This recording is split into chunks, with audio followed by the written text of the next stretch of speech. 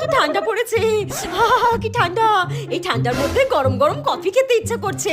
এক কাজ করি, বোন বোন এ বোন, কি হয়েছেটা কি?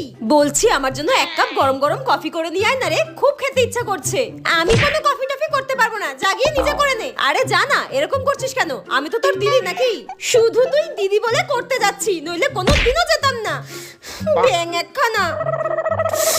গরম গরম কফি খাবো, নে ধর, দে দে দে তাড়াতাড়ি দে। হ্যাঁ এই তোকে না কতবার বলেছি কোনো কিছু রান্না করার আগে চুলটা বেঁধে নিবি। সবকিছুতে তোর চুল পড়বে কেন? হ্যাঁ, চুলটা বেঁধে নিতে পারিস না? দাঁড়া দাঁড়া, আমার এই চুল নিয়ে তোর যত সমস্যা, তাই তো এক্ষুনি ব্যবস্থা করছি, দাঁড়া। ধুর গেল এখন ঢং করতে। যাকে এটা ফেলেই খাই, আর কি করব, কফিটা তো আর ছাড়লে হবে না। নে হয়েছে শান্তি।